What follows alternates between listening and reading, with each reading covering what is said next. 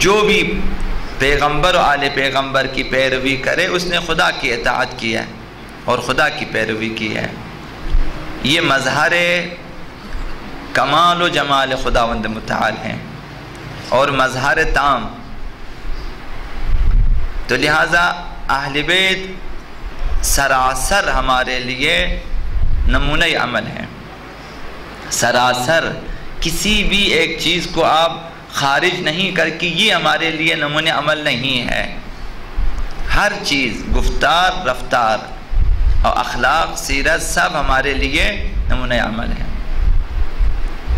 تو مہم یہ ہے کہ اہل بیت کو اپنے لیے نمونہ عمل اور اسوہ قرار دیں اور اپنی زندگی کو ان کی زندگی کے شبیہ بنانے کی کوشش کریں، شباہت پیدا کرنے کی کوشش کریں اپنی زندگیوں پہ اور امور زندگی پہ اہل بیت کی سیرت کا رنگ آ جائے۔ یہ مہم ہے، یہی اہل بیت صبغت اللہ ہے، رنگ الہی ہے۔ خدا رنگ الہی کو اگر دیکھنا چاہتے ہیں سیرت اہل بیت کو دیکھیں۔ یہ لوگ خداوند متعال کی مرضی کے مطابق کام انجام دیتے ہیں، بات کرتے ہیں۔ اب وہاں سے آپ نمونہ لے لیں اور عمل کریں اور پھر مطمئن ہو جائیں کہ خدا ہم سے راضی ہے۔ تو یہ بنیادی بات ہے ہمارے لیے، مہم یہ ہے۔ لہٰذا شباہت پیدا کرنے کے لیے محبت ہونی چاہیے۔ ویسے آپ کسی کے بھی شبیہ بننا نہیں چاہتے جب تک اس سے محبت نہ ہو۔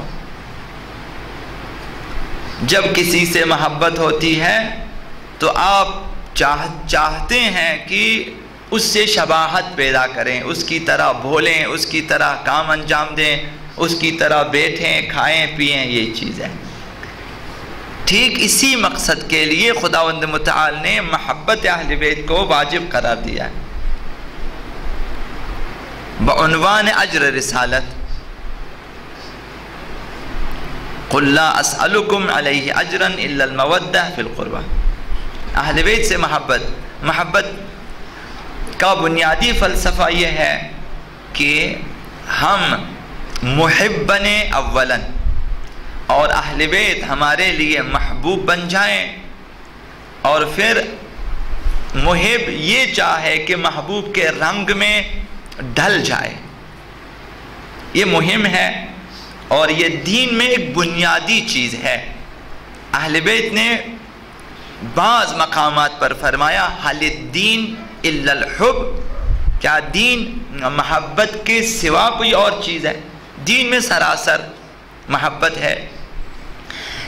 اہل بیت سے محبت واجب، مودت واجب، تاکہ ہم اہل بیت کے رنگ میں ڈل جائیں، یہ شباہت پیدا کریں، ان کی طرح نماز پڑھیں، ان کی طرح سخاوت، ان کی طرح اخلاق، ان کی طرح گفتار، ان کی طرح یہ شباہت پیدا کریں۔ یہی سیدھی راہ ہے کہ انسان سعادت مند ہو جاتا ہے۔ یہ چیزیں یہ باتیں اگرچہ آسان ہیں، سمجھنا بھی آسان ہے، اگر کرنے پہ آ جائیں عمل بھی کر سکتے ہیں، لیکن شاید بعض افراد کے لیے سخت ہو جائے۔ تو اب محبت ضروری ہے اطاعت کے لیے، اور محبت کہاں سے پیدا ہوگی؟ محبت معرفت سے پیدا ہوتی ہے۔ جب کسی چیز یا شخص کو آپ پہچانیں گے اور اس طرح پہچانیں گے کہ اس کی خوبیاں نظر آ جائیں گی آپ کو، تو فطرتاً انسان کو اس چیز سے محبت ہو جاتی ہے۔ دنیا میں جتنی اچھی اور زیبا چیزیں ہیں، آپ ان کے بارے میں غور کریں۔ ایک اندھے شخص کو کبھی بھی گلاب سے محبت نہ ہوگی، اس لیے کہ وہ دیکھ نہیں سکتا کہ گلاب کس قدر زیبا ہے، اسے زیبائی کا اندازہ نہیں ہوتا۔ اب یہ باقی جو اس کی حص ہیں اس کے ذریعے، مثلا ایک شخص نہیں دیکھ سکتا لیکن سونگھ سکتا ہے، آپ اسے خوشبو سونگھائیں تو وہ اگرچہ دیکھ نہیں سکتا لیکن خوشبو کے اندر جو زیبائی ہے اس کا اندازہ لگا سکتا ہے۔ اب وہ اس سے اسی خوشبو کے اعتبار سے محبت کرے گا۔ تو لہذا تمام زیبائیاں سننے والی، دیکھنے والی، سونگھنے والی جو بھی زیبائیاں ہیں، جب آپ دیکھیں گے کہ یہ چیز زیبا ہے تو آپ کو اس سے لگاؤ ہو جائے گا۔ جب آپ سونگھ لیں کہ یہ خوشبو ہے اور آپ کو اس سے محبت ہو جاتی ہے۔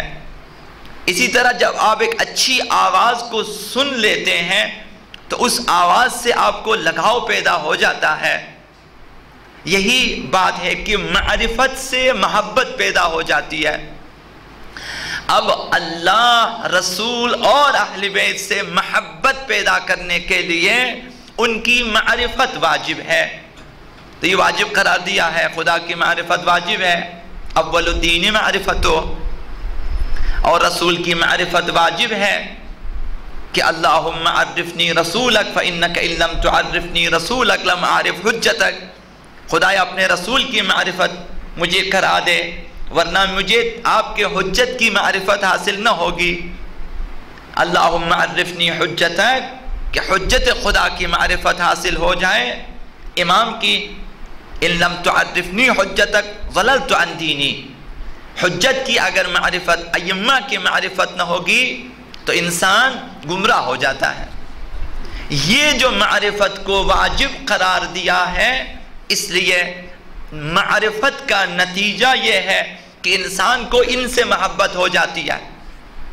خداوند متعال نے فضائل و کمالات سے آراستہ کر کے اہل بیت کو بھیجا ہے، کس لیے؟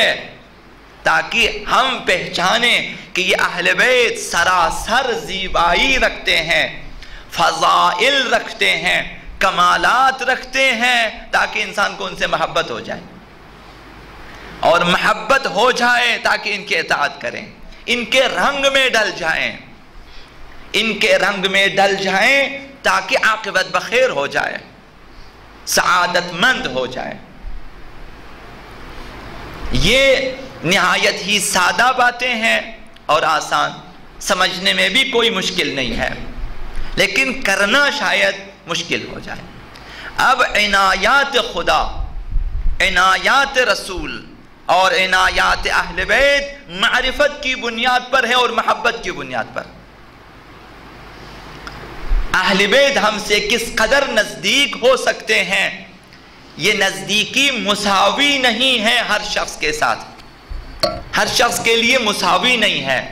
جس کی جتنی معرفت ہوتی ہے اور جتنی محبت ہوتی ہے اسی حساب سے اہل بیت کی توجہ اس شخص کی طرف زیادہ ہوتی ہے، اور اہل بیت کی قربت زیادہ ہوتی ہے، اہل بیت کی دعائیں اس کے لیے زیادہ ہوتی ہیں، اہل بیت کی زیارتیں اس کے لیے زیادہ ہوتی ہیں۔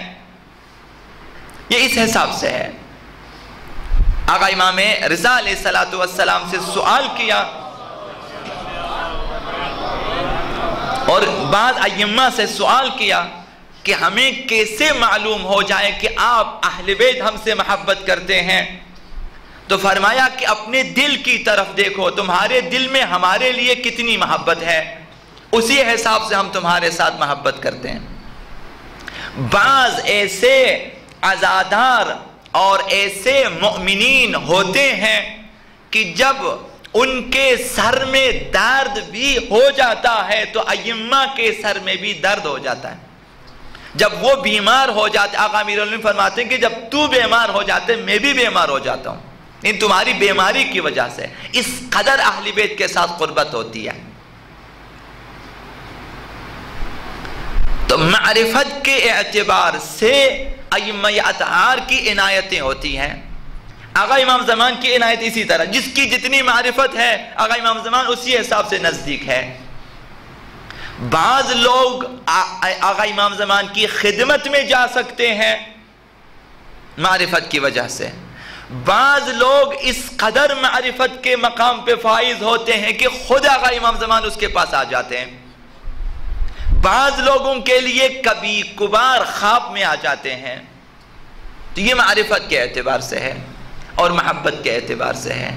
اب لہٰذا شیعوں کا ہنر کیا ہے، عزاداروں میں کیا ہنر ہونا، یہ ہنر ہے کہ انسان معرفت پیدا کریں، محبت پیدا کریں اور قربت پیدا کریں تاکہ اہل بیت کے نزدیک ہو جائیں۔ معرفت، محبت، اطاعت یہ مرحلہ وار ہیں۔